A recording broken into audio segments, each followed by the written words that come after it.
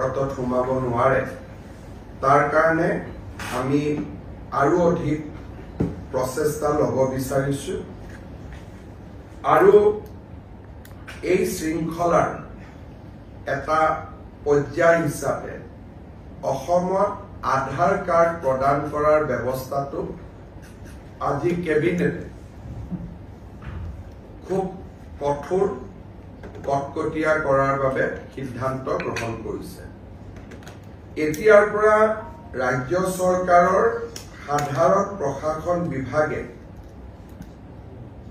আধাৰৰ যিটো state level verification আধাৰ card দিয়াৰ আগতে কেন্দ্ৰীয় চৰকাৰে ৰাজ্য চৰকাৰৰ পৰা ভেৰিফিকেশ্যন বিচাৰে আৰু এই গোটেই প্ৰক্ৰিয়াটো তদাৰকী কৰাৰ বাবে ৰাজ্যৰ সাধাৰণ প্ৰশাসন বিভাগক নোডেল ডিপাৰ্টমেণ্ট হিচাপে কেবিনেটে আজিৰে পৰা ঘোষণা কৰিছে। ইয়াৰ উপৰিও প্ৰত্যেকখন জিলা পৰ্যায়ত এজন এডিশনেল ডেপুটি কমিশনাৰ আধাৰ এনৰোলমেণ্ট ভেৰিফিকেশ্যন অৰ্থাৎ কোনোবাই আধাৰ বিচাৰিলে তেওঁ প্ৰপাৰ ভেৰিফিকেশ্যন কৰা হৈছে নে নাই সেই গোটেই প্ৰক্ৰিয়াটো তদাৰক কৰাৰ কাৰণে জিলা আয়ুক্তই এজন অতিৰিক্ত জিলা আয়ুক্তক দায়িত্ব প্ৰদান কৰিব। জিএডি ডিপাৰ্টমেণ্ট আৰু এডিচিৰ পিছত আধাৰ দিয়াৰ আগতে ইনস্পেকশ্যনৰ বাবে আজিৰে পৰা ৰাজ্যৰ চক্ৰ বিষয়াসকল দায়বদ্ধ হ'ব। যেতিয়া এখন এপ্লিকেশ্যন ইউডিআই অৰ্থাৎ যি আমাৰ আধাৰ কাৰ্ড দিয়াৰ অথৰিটি আছে ইউনিক আইডেন্টিটি যিটো অথৰিটি অফ ইণ্ডিয়া আছে UIDAI এখেতসকলৰ পৰ্টেলত আধাৰ কাৰ্ডৰ বাবে আবেদন কৰাৰ লগে লগে সেই আবেদনখন টেকনিকেল ভেৰিফিকেশ্যনৰ পিছত ফিজিকেল ভেৰিফিকেশ্যনৰ বাবে ৰাজ্য চৰকাৰৰ পৰ্টেলত আহিব। সাৰ্কেল অফিচাৰজনে প্ৰথম এই আধাৰ কাৰ্ডৰ আবেদনখন পোৱাৰ লগে লগে তেওঁ প্ৰথমে চাব যে ৰাজ্যৰ ৰাষ্ট্ৰীয় নাগৰিকপঞ্জী প্ৰণয়নৰ সময়ত এই ব্যক্তিজন বা এই পৰিয়ালটোৱে বা তেওঁৰ পিতৃ মাতৃয়ে আবেদন কৰিছিলে নে নাই প্ৰথম পৰীক্ষা হ'ব সেইটো। যদি দেখা যায় যে তেওঁ আবেদন কৰাই নাছিলে তেতিয়াহ'লে তেওঁৰ আধাৰ কাৰ্ডখন ৰাজ্য চৰকাৰে প্ৰত্যাখ্যান কৰি কেন্দ্ৰীয় চৰকাৰলৈকে প্ৰতিবেদন দিব আৰু যদি প্ৰমাণিত হয় যে নহয় তেখেতে NRCত নিজকে ভাৰতীয় নাগৰিক বুলি আবেদন কৰিছিলে তেতিয়া আমি নেক্সট ষ্টেজলৈকে যাম আৰু যিটো ফিল্ড ইনস্পেকশ্যনৰ ওপৰত উচ্চতম ন্যায়ালয়ৰ যি নিৰ্দেশ আছে সেই অনুসৰি তেওঁলোকক ফিল্ড ভেৰিফিকেশ্যন কৰি ভাৰতীয় নাগৰিক এখেত হয় এই ধৰণে সম্পূৰ্ণ প্ৰত্যায়িত হোৱাৰ পিছতহে তেখেতক আধাৰ কাৰ্ড দিয়া যাব। অৱশ্যে যিবিলাক ভাৰত চৰকাৰৰ কৰ্মচাৰী বিভিন্ন কামত 2014 চনৰ পিছৰ পৰা অসমত আছে স্বাভাৱিকতে তেওঁলোক যেহেতু পশ্চিমবংগ গুজৰাট মহাৰাষ্ট্ৰৰ নাগৰিক অসমৰ NRCৰ বাবে আবেদন কৰা নাই তেওঁলোকৰ ক্ষেত্ৰত এই নিয়মটো নাহিব কিন্তু ফিজিকেল ভেৰিফিকেশ্যন বা ডকুমেণ্ট ভেৰিফিকেশ্যন তেওঁলোকৰ ক্ষেত্ৰতো আমি কৰিম। ইয়াৰ ফলত ৰাজ্যত আধাৰ কাৰ্ডৰ প্ৰদানৰ ব্যৱস্থাটো আমি অলপ টনকিয়াল কৰিব পাৰিম আৰু কোনো ধৰণৰ সন্দেহযুক্ত নাগৰিকে যাতে আধাৰ কাৰ্ড ল'ব নোৱাৰে তাৰ অন্তত আমি কিছু প্ৰতিবন্ধকতা সৃষ্টি কৰিব পাৰিম। এই নিৰ্দেশ আমাৰ বহু অপেক্ষিত নিৰ্দেশ আছিল। সাৰ্কেল অফিচাৰসকলে নাজানিছিল যে কেনেকৈ আমি কাক আধাৰ দিব লাগে কাক দিব নালাগে। আজিৰ পৰা এই SOP খন কাৰ্যকাৰী হোৱাৰ লগে লগে সাৰ্কেল অফিসাৰ সকলে এটা নিৰ্দিষ্ট তদন্তৰ মাজেৰেহে আধাৰ কাৰ্ড দিব পাৰিব এইটো এতিয়াৰ পৰা আৰু স্বয়ংক্ৰিয় ব্যৱস্থা হৈ নাথাকিব যেন আধাৰ আবেদন কৰিলে আধাৰ পাম তেনেকুৱা ব্যৱস্থা হৈ নাথাকিব আজি কেবিনেটে ই এটা খুব ডাঙৰ আৰু গুৰুত্বপূৰ্ণ সিদ্ধান্ত গ্ৰহণ কৰিছে আৰু আপোনালোকক মই এই কেবিনেটৰ সিদ্ধান্তৰ বিষয়ে অৱগত কৰিছো কেবিনেটে আজি আৰু এটা গুৰুত্বপূৰ্ণ সিদ্ধান্ত লৈছে যোৱা বছৰ আমি কেবিনেটত সিদ্ধান্ত লৈছিলো যে মাটিৰ খাজানা অকল ডিজিটেল নিয়মত দিব পাৰিব অৰ্থাৎ যেটো কয় প্ৰথমতে পোৰ্টেলত ৰেজিষ্ট্ৰেচন কৰিব আধাৰ লিংক কৰিব তাৰ পিছত তেওঁলোকে মাটিৰ খাজানাটো আফটাৰ ৰেজিষ্ট্ৰেচন ডিজিটেলি দি যাব এই ব্যৱস্থাটোৰ ফলত অসমত নথকা অসমীয়া লোকসকল উপকৃত হৈছে কোনোবা আমেৰিকাত আছে ইংলেণ্ডত আছে বা কোনোবা দিল্লীত আছে কোনোবা ৰাজস্থানত আছে কিন্তু যিসকল দুখীয়া পৰিয়াল আছিল মাৰ্জিনেল ফাৰ্মাৰ্স যা সৰু সৰু মাটিৰ মালিক তেওঁলোকে ডিজিটেল খাজানা দিব পৰা নাছিল আৰু এক প্ৰকাৰ আমাৰ ই অলপমান ৰাইজৰ মাজত অলপ কথা বতৰাও আৰম্ভ হৈছিল যে বহুত দিন ধৰি আমি মাটিৰ খাজানা দিব পৰা নাই আজি কেবিনেটে সিদ্ধান্ত লৈছে যে জুনে ডিজিটেলত দিব পাৰে দিয়ক সেই ব্যৱস্থাটো চলি থাকক কিন্তু ৰাজ্যৰ দুখীয়া পট্টাদাৰ সকলে বা মাৰ্জিনেল পট্টাদাৰ সকলে মধ্যম বৰ্গী পৰিয়াল সকলে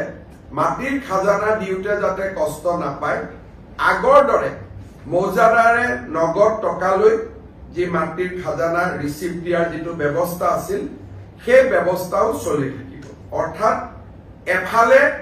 আমি মেনুৱেলিও মাটিৰ খাজানা দিব পাৰিম আৰু কোনোবা দূৰত আছে 200 টকা খাজানা আহিবৰ কাৰণে অসুবিধা তেও ডিজিটেলিও দিব পাৰিব অৰ্থাৎ এতিয়া ডিজিটেল আৰু মেনুৱেল ক্যাশ পেমেন্ট আৰু ই পেমেন্ট দুইটা ব্যৱস্থা আজি কেবিনেটে মুকলি কৰি দিছে ইয়াৰ ফলত ৰাজ্যৰ ক্ষুদ্ৰ পট্টাদাৰ সকল দুখীয়া আৰু মধ্যবৰ্গৰ পট্টাদাৰ সকল উপকৃত হ'ব আজি আমাৰ ৰাজ্যৰ কেবিনেটে আৰু এটা গুৰুত্বপূৰ্ণ ভূমিকা সিদ্ধান্ত গ্ৰহণ কৰিছে আপোনালোকে জানে যে এইবাৰ মিছন বসুন্ধৰাৰ আটাইতকৈ গুৰুত্বপূৰ্ণ লক্ষ্য হ'ল নামঘৰ মন্দিৰ বিদ্যালয় ক্লাব মহিলা সংঘ সামাজিক অনুষ্ঠানসমূহে যাতে মাটিৰ পট্টা পাব পাৰে কিন্তু মাটিৰ পট্টা পাবলৈ ৰেজিষ্ট্ৰেচন কৰিব লাগে সোসাইটিটো আৰু সোসাইটিটোক ৰেজিষ্ট্ৰেচন কৰোতে মানুহৰ অসুবিধা হয় 3 বছৰৰ চাৰ্টাৰ্ড একাউন্টেন্সিৰ সাৰ্টিফিকেট লাগে অডিট সাৰ্টিফিকেট লাগে আজি কেবিনেটে সিদ্ধান্ত কৰিছে যাতে মিছন বসুন্ধৰা এই নামঘৰ মন্দিৰ স্কুল ক্লাব মহিলা সংঘই মাটিৰ পট্টা পাব পাৰে সেই কাৰণে তেওঁলোকে সোসাইটি ৰেজিষ্ট্ৰেচন এক্টত পঞ্জীকৰণ কৰিব গলে 3 বছৰৰ চাৰ্টাৰ্ড একাউন্টেন্টৰ হিসাব থকা কোনো অডিট ৰিপৰ্টৰ প্ৰয়োজন নহব এতিয়া সেই ব্যৱস্থাটো আজিৰ পৰা আমি উঠাই দিছো মিছন বসুন্ধৰা পৰ্যায়লৈকে যেতিয়া বসুন্ধৰা পাৰ হৈ যাব তেতিয়া আকৌ এই নিয়মটো আহিব লগতে বহুতৰ আগত ৰেজিষ্ট্ৰেচন আছিল কিন্তু ৰিনিউৱেল নকৰাৰ কাৰণে তেওঁলোকে 40-45 হাজাৰ টকা ফাইন দিব লাগে আৰু ইমান টকা ফাইন দিব লাগে কাৰণে মানুহে ৰেজিষ্ট্ৰেচন ৰিনিউ কৰা নাই আৰু বসুন্ধৰাটো মাটি নাপাব সেই কাৰণে আজি আমি সিদ্ধান্ত লৈছো যে ৰিনিউৱেল ফাইন দিব নালাগে যদি 10 বছৰ আগতো ৰেজিষ্টাৰ কৰা আছিল এতিয়া আকৌ এবাৰ ৰিনিউ কৰিল ৰিনিউৱেলৰ যেটো ফাইন দিব লগা ব্যৱস্থা আছিল সেই ব্যৱস্থাটো আজিৰ পৰা আমি প্ৰত্যাহাৰ কৰিছো এই তিনিটা গুৰুত্বপূৰ্ণ সিদ্ধান্ত আজি কেবিনেটত লোৱা হৈছে আৰু তিনিওটাই যথেষ্ট ৰাজহুৱা স্বাৰ্থৰ বাবে অতিকে গুৰুত্বপূৰ্ণ আৰু সেই কাৰণে মই আপোনালোকৰ ওচৰত আহি কেবিনেটৰ সিদ্ধান্ত তিনিটা বৰ্ণনা কৰিছো আজিৰ পৰা আমাৰ সমগ্ৰ ৰাজ্যতে 12 লাখ হিতাধিকাৰীক সামৰি স্কুটি, চাইকেল আৰু মাইক্ৰ ফাইনেন্সৰ 50,000 টকা পৰ্যন্ত ৰেহাই, নো ডিউজ চাৰ্টিফিকেট আৰু যোৱা প্ৰলয়নকাৰী বানপানী যিসকল লোক ক্ষতিগ্ৰস্ত হৈছিল তেনে লোকসকললৈ চৰকাৰী নিয়মতে আৰ্থিক সাহায্য বিতৰণ। এই তিনিওটা আঁচনি বিশেষকৈ চাইকেল, স্কুটি, আনন্দৰাম বৰুৱা এফালে, বানপানী আৰু মাইক্ৰ ফাইনেন্সৰ নো ডিউজ, এই গোটেইবোৰ মিলি 12 লাখ হিতাধিকাৰী আমি অহা 12 দিনত সামৰি ল'ম। আৰু ৰাজ্যৰ মোৰ মন্ত্ৰীসভাৰ সতীৰ্থসকলে এইকেইদিন জিলা সদৰসমূহলৈকে যাব আৰু এই অনুষ্ঠানত ভাগ ল'ব। মূল পৰ্যায়তো যোৰহাট, গোলাঘাট, ডিব্ৰুগড়, লখিমপুৰৰ সভাত ময়ো যোগদানৰ বাবে প্ৰচেষ্টা কৰিম। নগাঁৱতো 20 তাৰিখে যাম। অহা 15 তাৰিখে আমাৰ ৰাজ্যত অতিৰিক্তকৈ 18 লাখ ব্যক্তিক ৰেচন কাৰ্ড, পৰিয়াল পৰিচয় পত্ৰ প্ৰদানৰো আমি ব্যৱস্থা হাতত ল'ম। সমান্তৰালভাৱে অহা 15 তাৰিখৰ পৰা 28 তাৰিখলৈকে অৰুণোদয় 3.0 অৰ্থাৎ তৃতীয় সংস্কৰণৰ বাবে 37 লাখ হিতাধিকাৰীক অন্তৰ্ভুক্তিকৰণৰ বাবে গাঁও সভাসমূহ অনুষ্ঠিত হ'ব। মই যিসকল ৰাইজে অৰুণোদয় আঁচনি বিচাৰে তেওঁলোকক অত্যন্ত উৎসাহেৰে সৈতে এই গাঁও সভাসমূহত